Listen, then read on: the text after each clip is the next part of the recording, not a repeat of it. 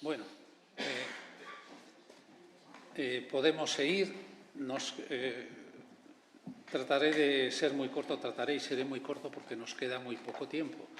Parece ser que se cierra a las 8 y tenemos antes. Sería interesante tener un coloquio, una cierta mesa redonda y una conversación sobre lo hablado.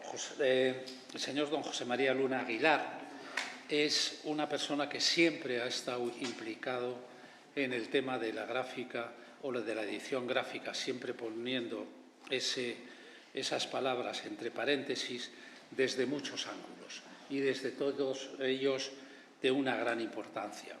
Ha estado y está dentro de los estudios de historia del arte sobre la gráfica, ha estado en la difusión de la gráfica, en la crítica, en el comisariado, en la gestión.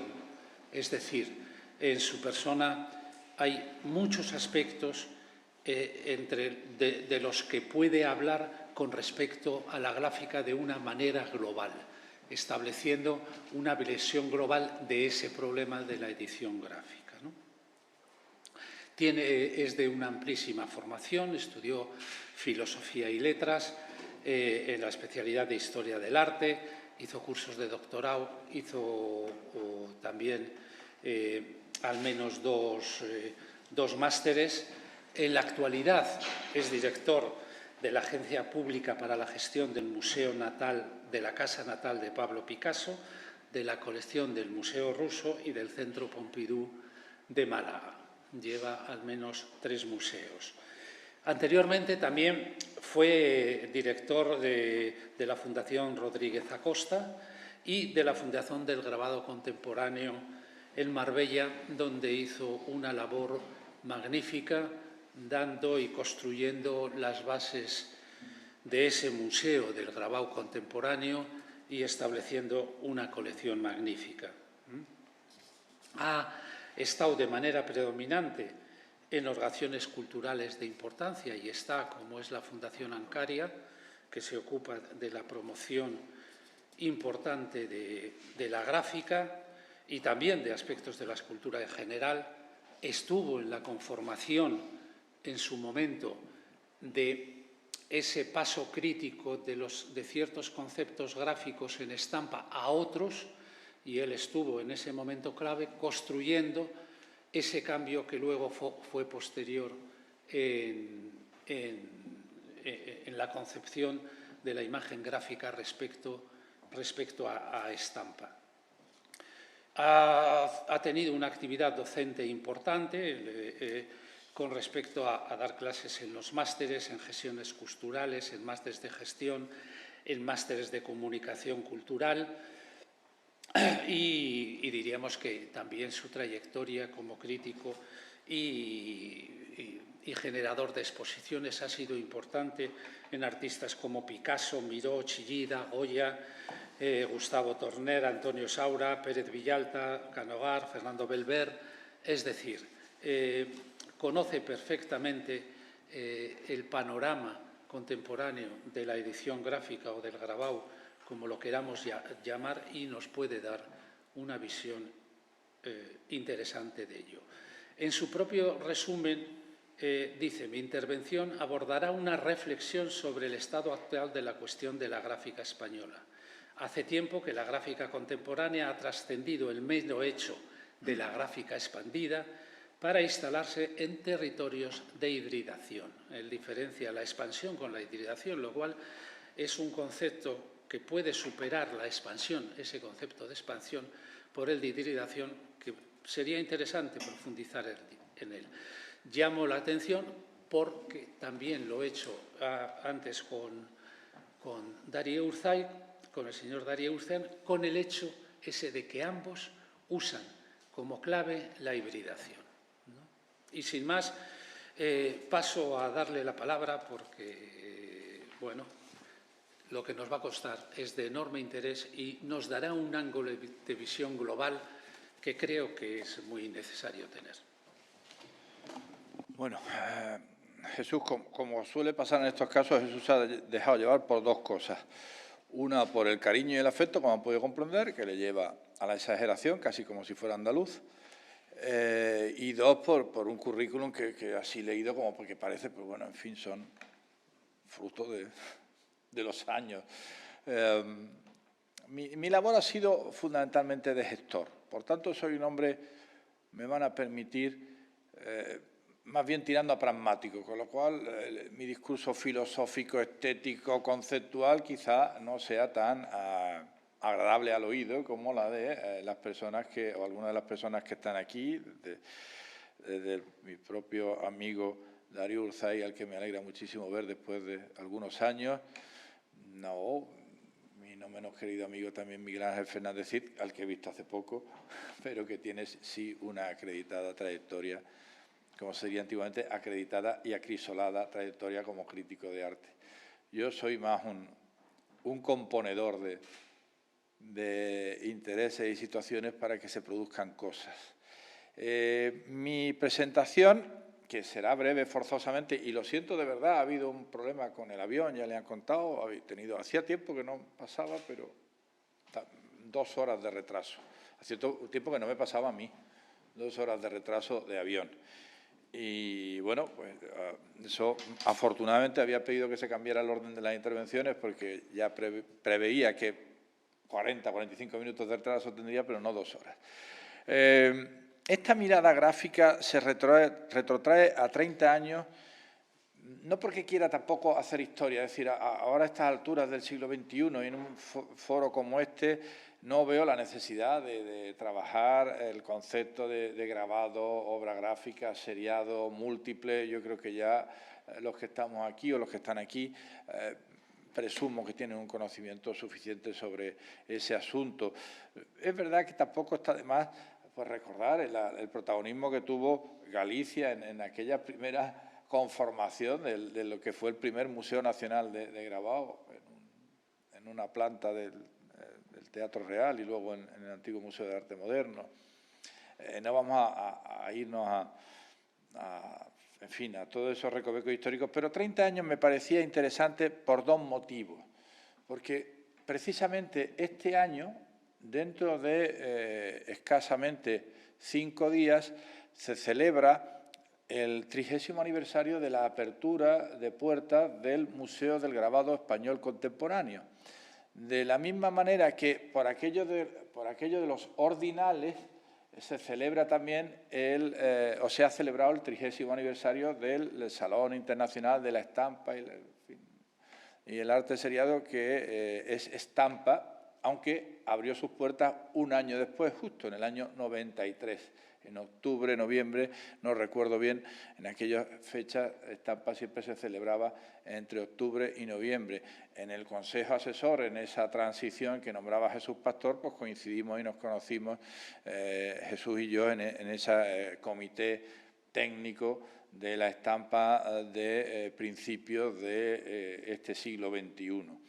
Me parecía interesante retrotraernos a esos 30 años para, a la vista de esa panorámica, ver un poco la situación actual. Una situación que desconozco o que no conozco tan en profundidad como conocía hace 10 años. Yo ya estoy en los museos de Málaga que se han citado hace más de 10 años y mi relación con la gráfica ya no es tan directa como era en otros tiempos de mi carrera profesional. Pero, evidentemente, pues, sigo relacionado, sigo conociendo y claramente estamos moviéndonos en territorio desde hace ya un tiempo.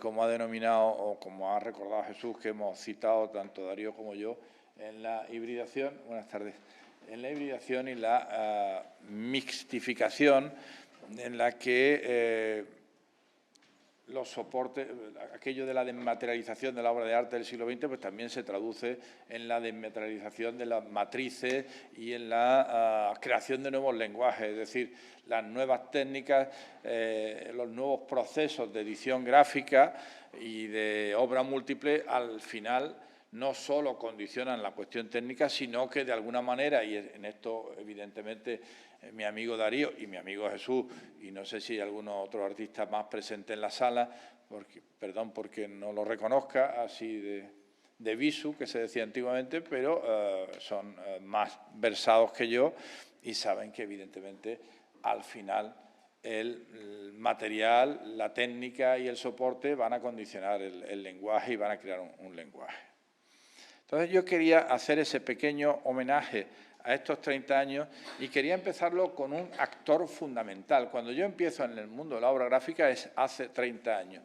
Yo no tenía ni idea, es decir, si ahora no tengo idea, hace 30 años era un ígnaro profundo, es decir, mi ignorancia no era solamente enciclopédica, sino que era abisal en el terreno de la gráfica, porque en la carrera, al menos nosotros, no estudiábamos gráfica, grabado, no sabíamos distinguir entre un grabado, serigrafía o litografía, y nos quedábamos a duras penas en el Guernica, con lo cual fue un proceso de aprendizaje día a día maravilloso, además, donde la calcografía nacional, que en aquel entonces dirigía una persona maravillosa, para mí, un padre profesional como fue Juan Carrete, o como es Juan Carrete, ahora hace poco, afortunadamente, se le ha dado el Premio Nacional de Bellas Artes, y él supo crear un equipo de reflexión y de trabajo en torno a la gráfica que creo que fue fundamental. El grabado y la gráfica. Primero investigaron, porque si se recuerdan, pues yo creo que el único... Había dos libros interesantes sobre grabado en los 90. Uno era el manual de grabado que el marido de Pilar Serra, Gonzalo, no sé si Darío me puede ayudar, ¿era Gonzalo Sierra? No. Gonzalo, la Galería Estiarte, había editado, como era la primera gran galería de obra gráfica y grabado que había en España, había hasta el Grupo 15, había otros, pero realmente la que más continuidad tuvo Estiarte, luego Pilar Serra, y estaba el manual que había editado precisamente para que el coleccionista, para que el aficionado tuviera conocimiento de cómo era el proceso gráfico, y luego estaba la Calcografía Nacional, que trabajaron sobre el diccionario de términos de grabado, que montaron un taller, que normalizaron y normativizaron todas las fórmulas de catalogación de los fondos inmensos, maravillosos que la calcografía tiene, planchas, estampas, libros, y que a partir de ahí, de esa reflexión y de editar los mejores catálogos que se han hecho sobre las series de Goya, por ejemplo, me acordaré que os acordáis de esos cartapacios enormes que se hacían con se puede hacer aquí publicidad, con el patrocinio de la Fundación Winterthur. No sé si os acordáis de eso. Eso ahora, por ejemplo, se echa mucho en falta, porque primero estuvo Juan Carrete, ahí hubo, además, y lo voy a decir los nombres porque merecen ese homenaje, ahí estaban Juan Carrete, estaba Javier Blas, estaba José Miguel Medrano, estaba José Manuel Matilla, actual conservador, es decir, fue un semillero, el actual conservador del Museo del Prado y presidente de la Asociación de Conservadores de Gráfica y de Obras sobre Papel y Dibujo, José Manuel Matilla. El pobre Clemente Barrena pues murió muy joven, desgraciadamente demasiado joven, pero eran un equipo maravilloso. Y Javier Blas, que ejercía inspectores de su director y que luego fue director de la calcografía, activaron el mundo de la gráfica y el grabado de una manera como no se ha vuelto a producir en España. Y desgraciadamente la Real Calcografía, perteneciente a la Real Academia de Bellas Artes de San Fernando, ahora mismo es una burda caricatura de lo que fue. ¿Quién recuerda una publicación, una exposición en la calcografía que merezca estar a la altura de lo que se hacía? Ahora es una tienda, prácticamente. Ese actor nos falta, ese actor institucional de la potencia y el rigor científico que aportó la calcografía, no lo hay ahora mismo. No lo hay.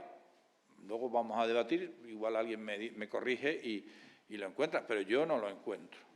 Hablaremos también de las universidades. Esto no es una amenaza, solamente me voy a hablar de los distintos actores. En ese contexto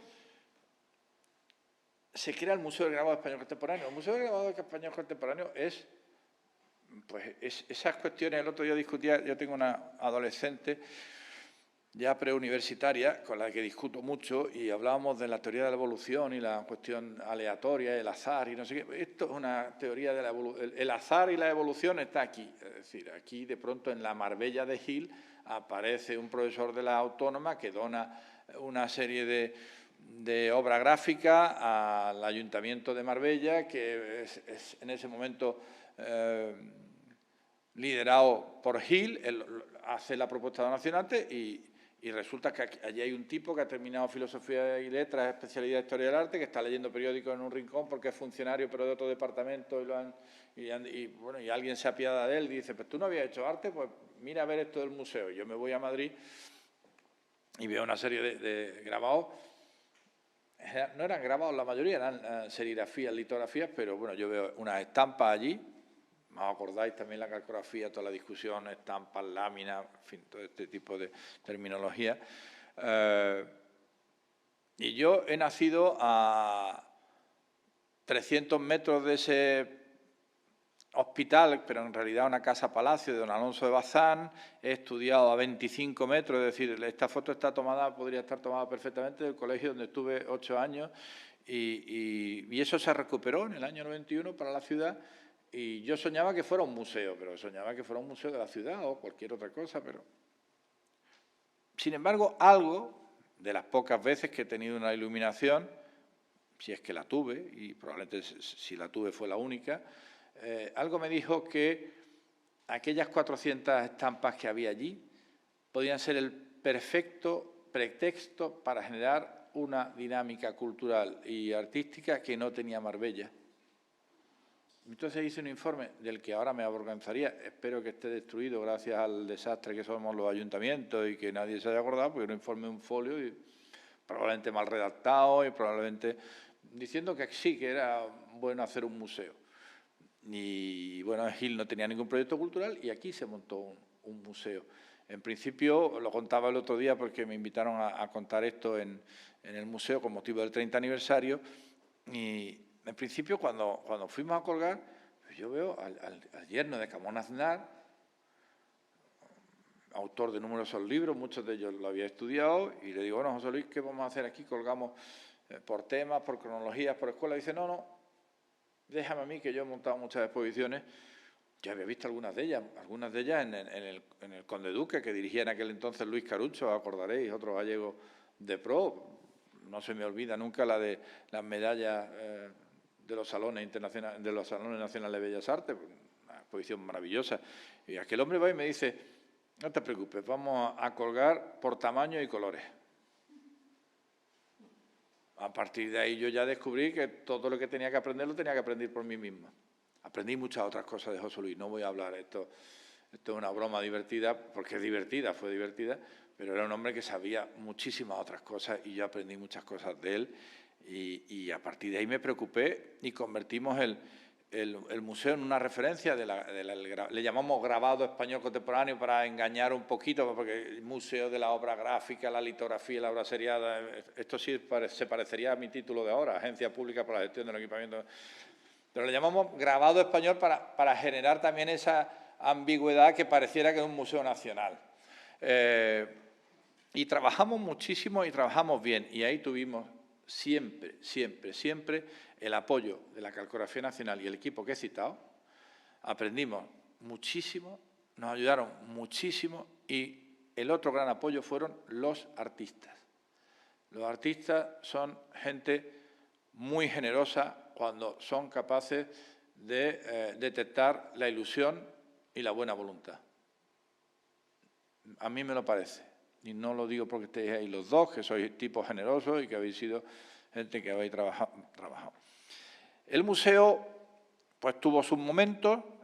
Ahora yo no voy a hablar del museo porque parecería que, pero sí solo puedo decir una cosa, pues como ha dicho Jesús, ya he pasado, por suerte o por desgracia, por muchas experiencias, pero el museo sigue siendo mi museo. Es decir, lo que pasa en la Fundación Rodríguez Acosta, pues también me duele, porque he estado allí 6 años, porque fue una época maravillosa, porque hicimos un trabajo muy bonito, pero yo llegué allí, ya tenía 50 años de historia y la dejé, no me la pude cargar, y entonces sigue viva, Y bueno, pero era otra.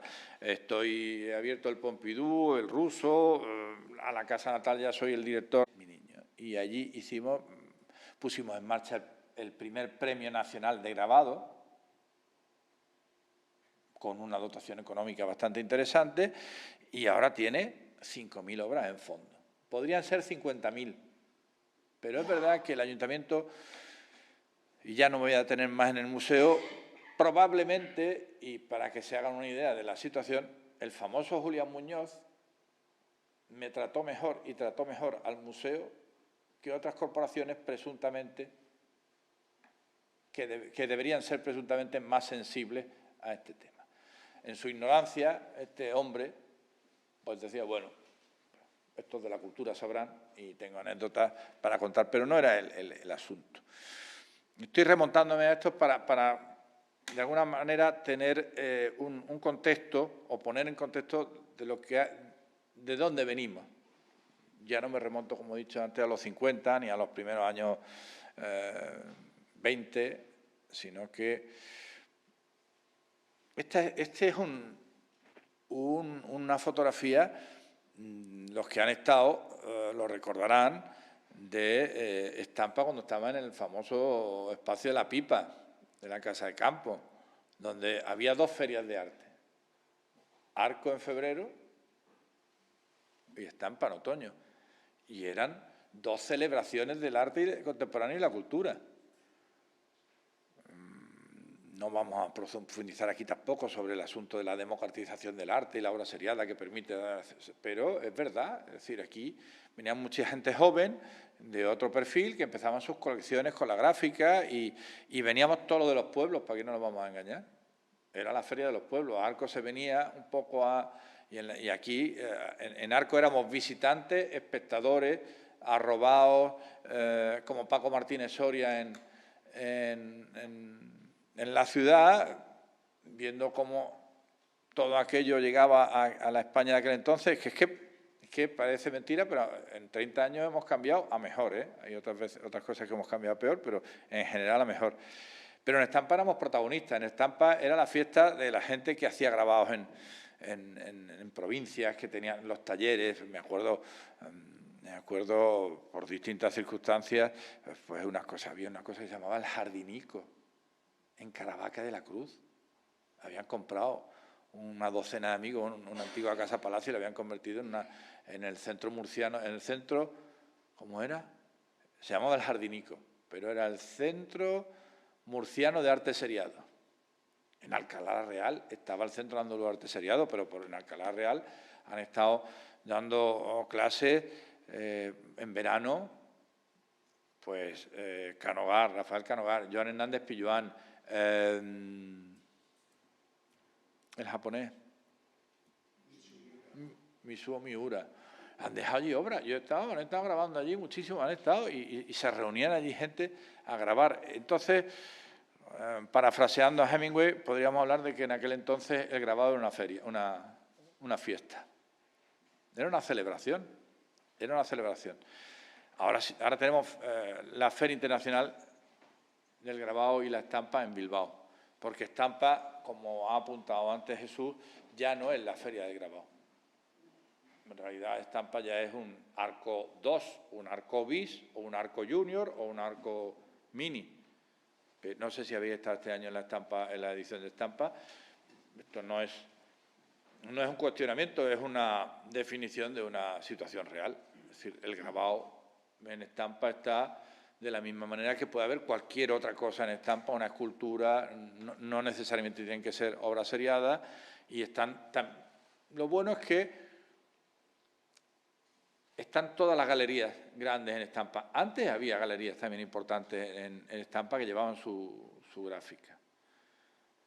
Pero ya realmente es que tampoco hay galerías ahora hablaremos de las galerías, no hay galerías. He citado antes Tiarte, ahí hubo una escisión dolorosa que bien conoce Darío, que es la escisión de la Caja Negra, pero ahora mismo hay talleres y editoras. En eso sí hemos mejorado, pero en galerías, ¿qué galería hay de obra gráfica y grabado?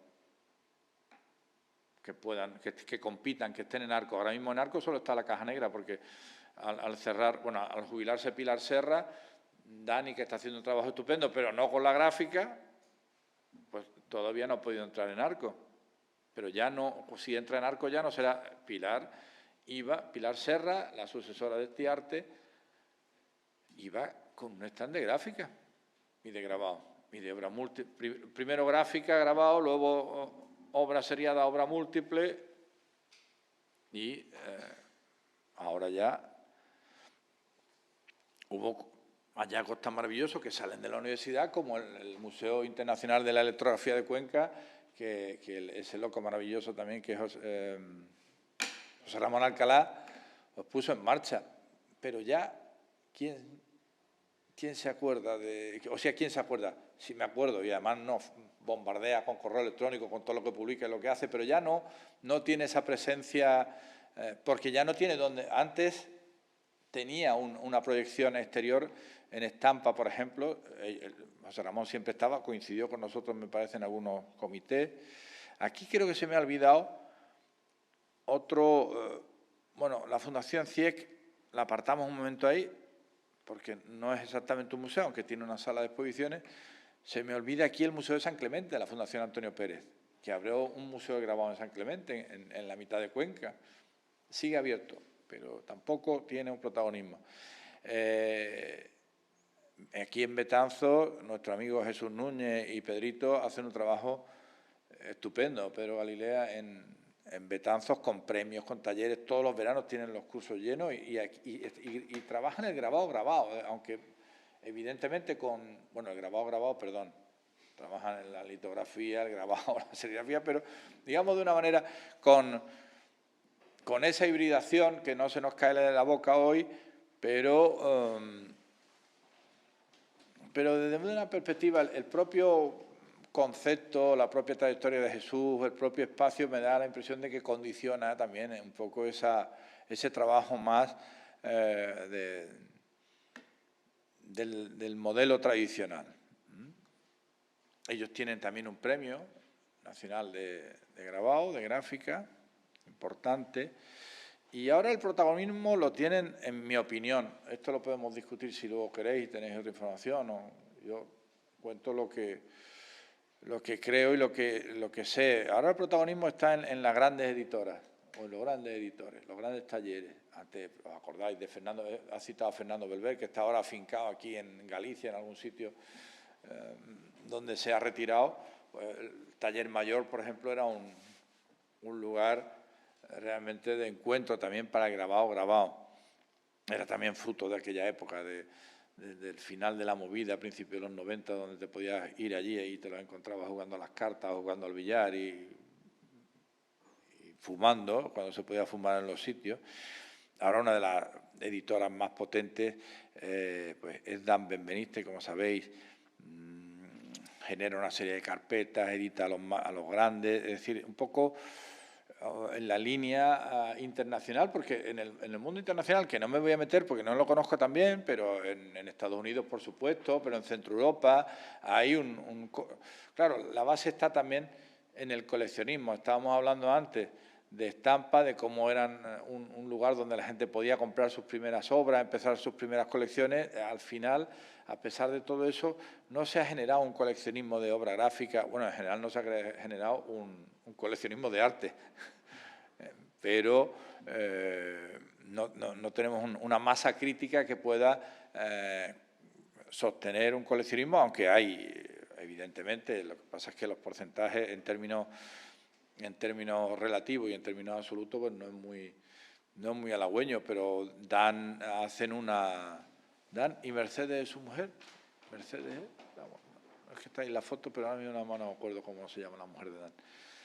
Pues hacen ediciones maravillosas. Ahora, por ejemplo, en Estampa se ha presentado una obra que ha sido premio de adquisición para el Museo de Marbella, para el Museo de Grabado, de Miki Leal. Y ahí Miki ha trabajado técnicas de linograbado, de xilografía, y en fin, han hecho eso tan bonito que tiene el grabado o la que tiene la obra gráfica, que es el artista en relación con el editor, con el estampador, con todos los procesos técnicos que ayudan a crear la obra final. En Barcelona Polígrafa lleva años trabajando con nacional e internacional, pero se me hace más, quizás sea una impresión personal, han hecho ediciones maravillosas con todo el mundo, pero se me hace más como una cuestión donde el peso de lo comercial opaca el peso de lo artístico. Quizás sea una impresión, pero es verdad que han trabajado con todos los nacionales y los internacionales, han trabajado con jóvenes y con menos jóvenes. Ogami Press, Juanito está haciendo un trabajo también maravilloso ahí, continuamente hace ediciones realmente espectaculares y hay otros talleres. Sería injusto, yo estoy citando los que es verdad que también están en Madrid. Bueno, Ivory Press, podríamos estar en la edición del libro de artista también haciendo cosas realmente interesantes. Taller del Prado se mantiene en una línea como podríamos etiquetar como más tradicional,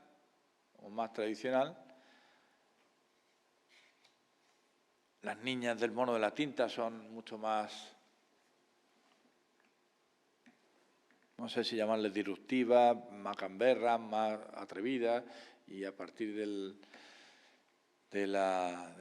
esa disruptividad pues están en un segmento, por hablar en términos de marketing, en un segmento quizás más joven, más transgresor, mucho más atrevido, ¿no? No tanto en lo tecnológico, sino en lo conceptual. Hacen ediciones. Bueno, ya hemos hablado de la galería. Yo ahora mismo, bueno, Marlborough sigue teniendo su fondo de gráfica, Helga, Soledad, todo el mundo tiene fondo de gráfica, pero ya no se presenta, ya no es tan visible al menos. Sí, yo no conozco España tan bien como para saber todas las provincias, pero no hay galerías de gráfica en provincias. No me suena que haya galerías de gráfica en provincias. ¿Perdón? Bueno, Oviedo tuvo una tradición importante, ahora lo citaremos, no he traído. En Marbella, en Málaga, pues el taller de gravura lleva muchísimos años enseñando, editando, trabajando con los artistas. Y aquí sí, aquí fundamentalmente, evidentemente hay alguna novedad técnica, pero aquí se dedican al grabado. Paco Aguilar es grabado.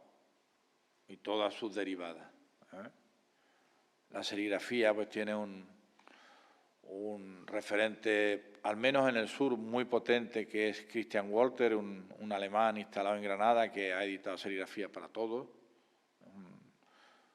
Un hombre de una capacidad de trasladar a la serigrafía pues, al mismo nivel que Pepe Jiménez en Murcia, por ejemplo.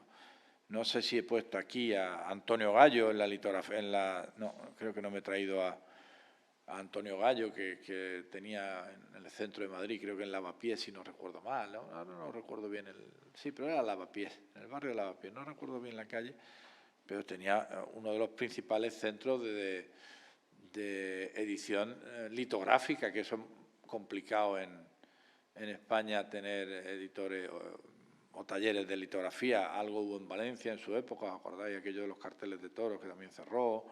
En fin, tenemos heroicamente también una revista dedicada a grabado y edición que nos permite acercarnos a todo lo que se hace. No sé si la conocéis la revista, si no la conocéis debéis conocerla porque hace una labor de difusión espectacular desde lo histórico. La dirige además Isabel Elorrieta, que fue la directora de Estampa durante algunos años, y hace desde la investigación histórica al panorama nacional e internacional con todo lo mejor, a ponernos en relación con talleres que algunos conocíamos, otros no, pero que ella va por ahí descubriendo y planteándonos cosas que porque fuera sí está fuera sí está funcionando, me parece a mí, de una manera muy potente todavía el mundo del grabado y la gráfica. El Premio Nacional de Grabado de Marbella lo hemos citado aquí. Esta etapa es una etapa más reciente y bueno, pues para Marbella es una fiesta y ahora yo he estado en el jurado la semana pasada y hemos dado unos premios. El premio de adquisición ha sido Miki Leal, que ha sido una silografía pero retocada, luego una silografía que no es silografía pero que es monotipo, un polímero iluminado con LED. Es decir, ya estamos hablando de eso, de la gráfica de campo expandido, ¿no? Que ya se llamaría en aquella época. Ya os acordáis de aquel primer congreso que hizo Calcografía Nacional, luego tus compañeros Caco y Ana en Pontevedra, en la Facultad de Pontevedra, pero la Universidad de Vigo pusieron en marcha el grupo D×5 que publicó cosas tan interesantísimas y reflexiones tan importantes sobre el particular. La Fundación Ancaria, que también tiene una vinculación gallega muy importante, porque en realidad el fundador de Ancaria, que es del Valle de los Ancares, era Javier Rosón, un coleccionista, nada que ver, no, pues creo que es sobrino de primo hermano Carlos Rosón, que tiene la fundación donde, aquí no, ¿dónde tiene Carlos? Aquí, ¿no? En Pontevedra, ¿no? Pontevedra tiene la fundación, fue premio de coleccionismo en Arco. Pues Javier Rosón tenía también, que ya no vive, desgraciadamente Javier, murió no muy joven, pero demasiado joven, tenía todavía mucha vida por delante, puso en marcha la Fundación Ancaria y uno de sus principales líneas de actuación es este premio Libro del Artista, que se ha ido consolidando como uno de los referentes en el marco nacional. Tiene también otro sobre fotografía, tiene becas, pero este del Libro de Artista, que este año ha sido para Ignacia Ballí. Ignacia Ballí ha ganado. Este libro que aparece ahí es de Guillermo Mora. En fin, es también este tipo de premios son un acicate para que la gente siga trabajando, pero ya veis, es un libro de artista que tradicionalmente el libro de artista era una edición en la que había un texto de un escritor o similar y una imagen o unas imágenes de un artista o similar que se estampaban, se grababan, y aquí el libro de Guillermo Mora, no sé si conocéis la obra de Guillermo, pues es un libro, no hay texto y no hay ilustraciones, es una intervención sobre un libro. Es verdad que son libros que él selecciona, que luego casa y que manipula de esta manera y está muy lejos de ese concepto primigenio del libro del artista como texto e imagen, que te permitía, la seriación de la gráfica, pues te permitía hacer esa combinación.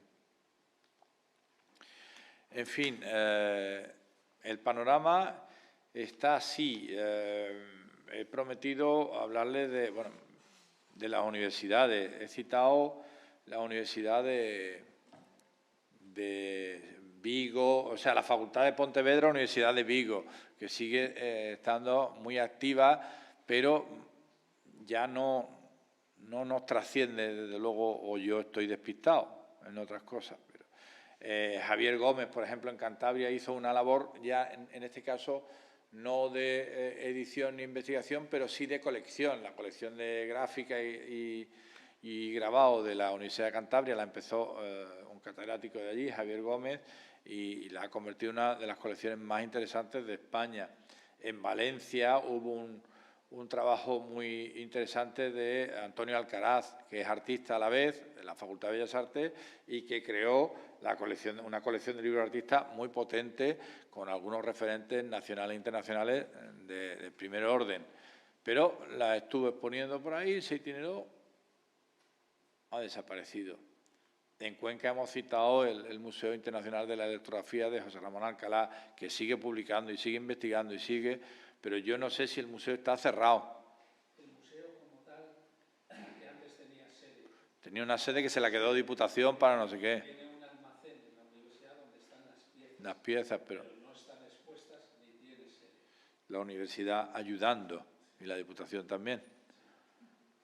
En Oviedo hubo unos encuentros, ahí estaban Ricardo Mojardín me viene solamente el nombre de Ricardo, pero había mucha gente trabajando en el mundo de la gráfica y en los talleres. Hicieron unas jornadas nacionales de gráfica durante varios años para reflexionar y con sus publicaciones. Lamentablemente Málaga, Sevilla, Granada, Sevilla tuvo una cierta preponderancia con el tema de grabado, lo dominaba Cortijo, pero eso ya era casi ancien régime. En Granada, Málaga, las facultades están más están, no quiero decir la palabra dominadas, pero están en manos de profesores y de artistas que están mucho más inclinados a proyectos conceptuales, que evidentemente... Bueno, esa es otra variable, ¿no?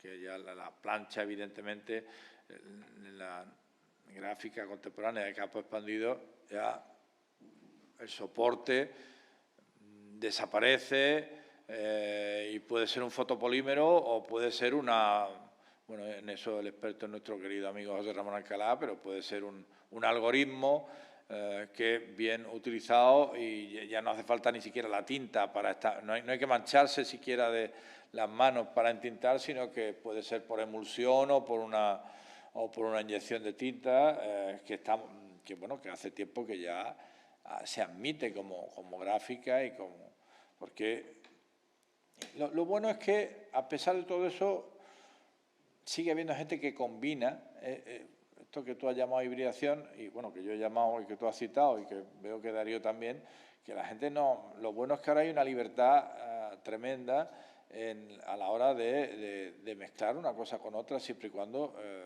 el resultado se adapte a lo que se quiere decir y al final funcione, ¿no?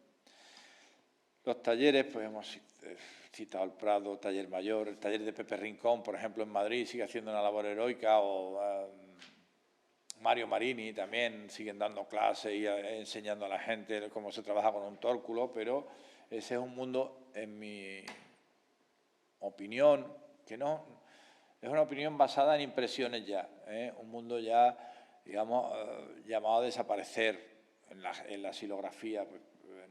Miguel Villarino era un gran maestro que también la Chacalita se llama, donde están metidos ahora todos, sí, creo que la Chacalita, pues, siguen ahí defendiendo la capacidad expresiva de la xilografía. Y en Marbella, por ejemplo, el Museo de Marbella generó, nosotros una de las cosas que teníamos claras cuando ya empezamos a darnos cuenta de en qué mundo estábamos, después de pasar de los tamaños y los colores, pues lo primero que hicimos fue hacernos con un tórculo y buscar un profesor, que en este caso es profesora de grabado, para formar a la gente en los rudimentos de la gráfica y del grabado, para que pudieran comprender mejor para que pudieran aprender lo que nosotros no sabíamos y pudieran apreciar mejor lo que estaba colgado. Eso ha ido generando un grupo de gente que trabaja en la gráfica, y algunos, como Ana Matías, ha montado su propio taller y ya estampa y trabaja con artistas andaluces y de la zona donde... y eso hubiera sido impensable hace años en Marbella. Ana Villén, por ejemplo, que viene del Centro Andaluz de Arteseriado de Alcalá Real, pues tiene su taller en el Realejo de Granada, donde ha trabajado con todos los artistas granadinos del momento. De D×5, como tenemos poco tiempo y que queremos debatir, no voy a extenderme, pero la verdad es que me parece, junto con Calcografía Nacional, el trabajo que hizo D×5 me parece el más interesante a la hora de dotar de carácter científico o de un rigor intelectual el estudio de un rigor que, como ya les adelantaba yo en los inicios de mi conversación, no es mi caso, pero en los casos de Calcografía Nacional y de la Facultad de Bellas Artes de Pontevedra, de la Universidad de Vigo, pues sí hicieron unas publicaciones, además la matriz intangible, la impresión piezoeléctrica, lo tengo aquí, mapa invisible para una gráfica electrónica de la huella incisa, son quizá los 3 libros de referencia fundamentales que siguen en esa estela que abrió el proceso de reflexión que Juan Carrete I y Javier Blas desarrollaron en la Calcografía Nacional. Para mí es, como digo, una pena, lamentable que Calcografía Nacional se haya salido ella sola de esta ecuación.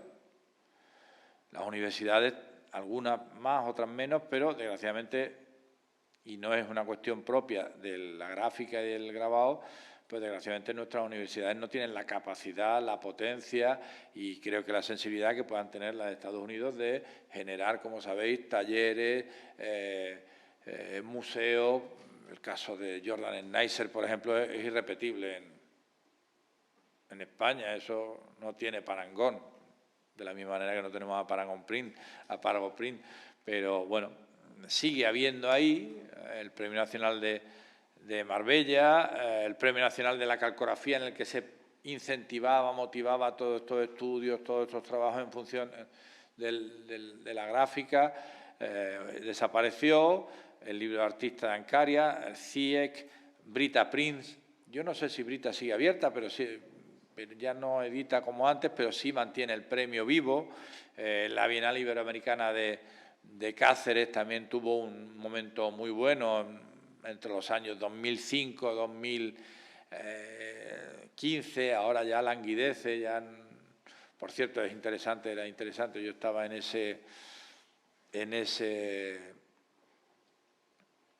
ese jurado algunas veces y era muy interesante ver cómo todavía en Sudamérica, fundamentalmente Argentina, Cuba, llegaba un grabado muy tradicional.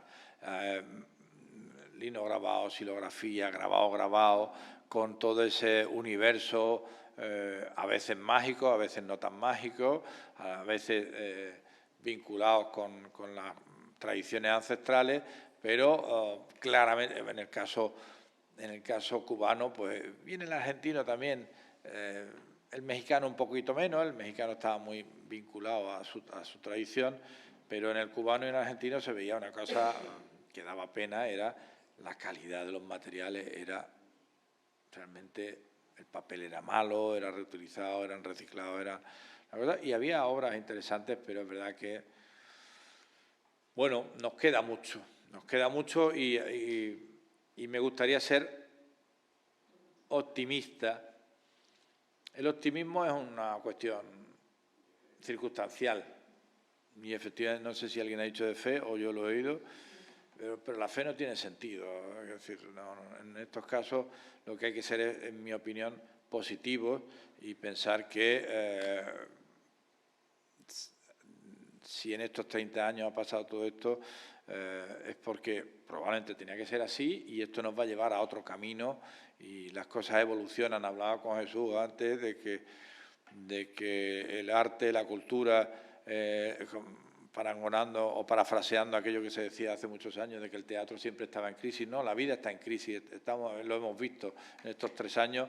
En estos 3 años, como nunca, la humanidad se ha enfrentado, o por lo menos la humanidad contemporánea, antes sí se enfrentaban desgraciadamente cada año o cada década, y nosotros nos hemos enfrentado a la debilidad y fragilidad de nuestra propia existencia. Por tanto, el mundo está en evolución y la gráfica también, y eso pues generará otros contextos. Es verdad que para ser ya positivos del todo deberíamos tener una mayor implicación institucional. No ya en la gráfica, que también, evidentemente, sino en el mundo del arte y de la cultura en general.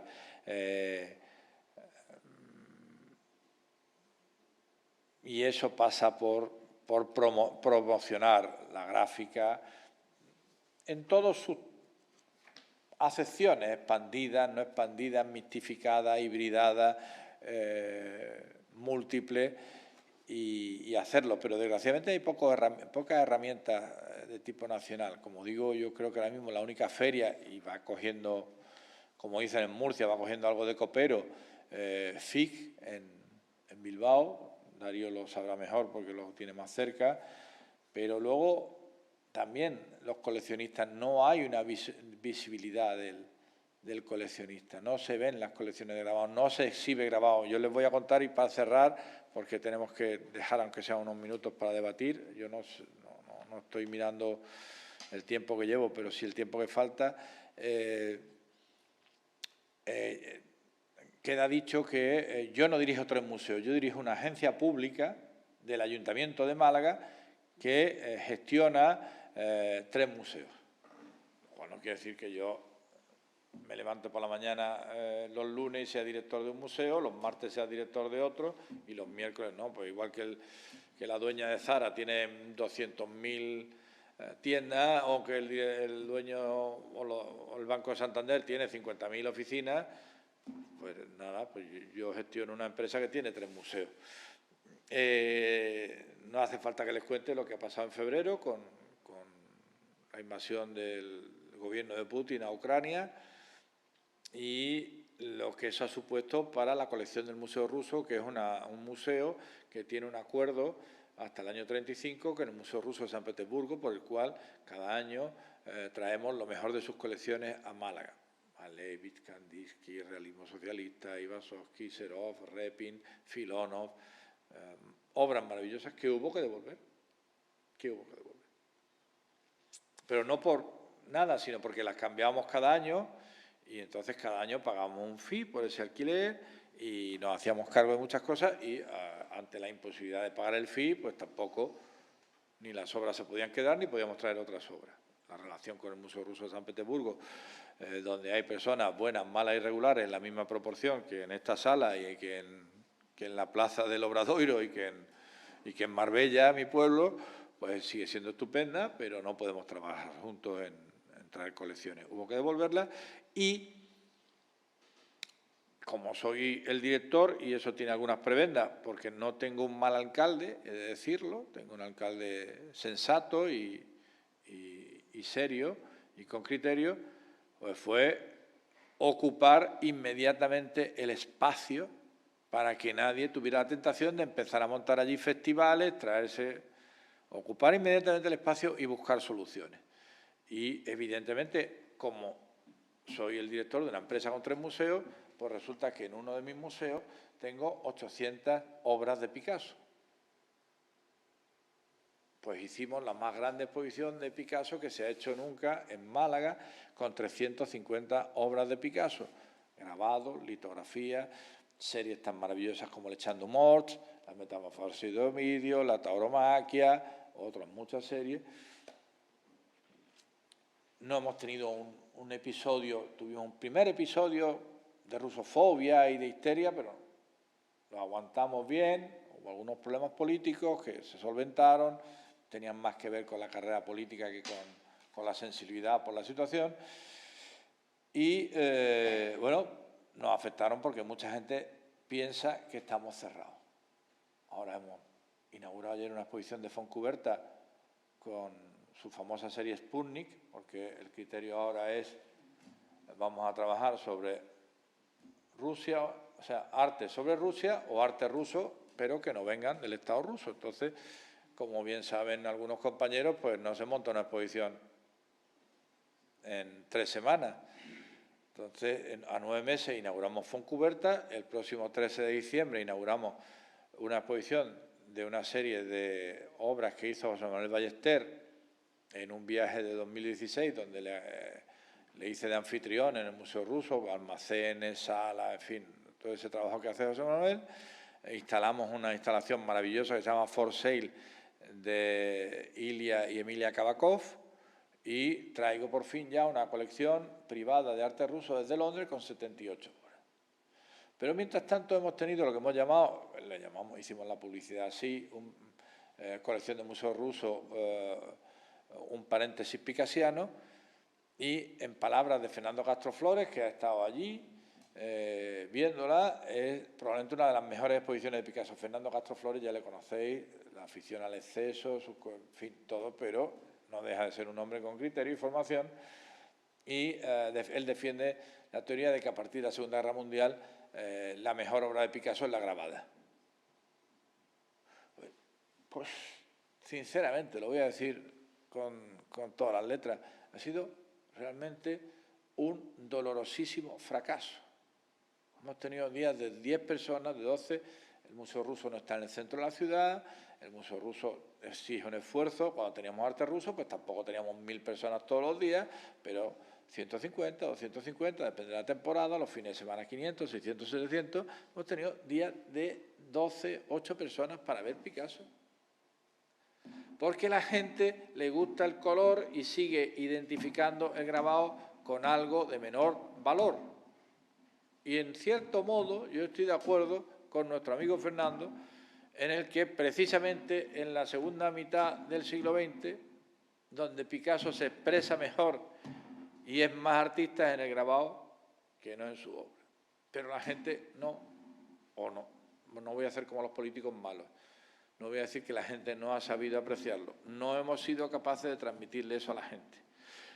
Y no hemos sido capaces porque nadie está haciendo exposiciones de grabado ni de gráfica. Yo he venido a Galicia con la Fundación Caixa Galicia durante muchos años a hacer,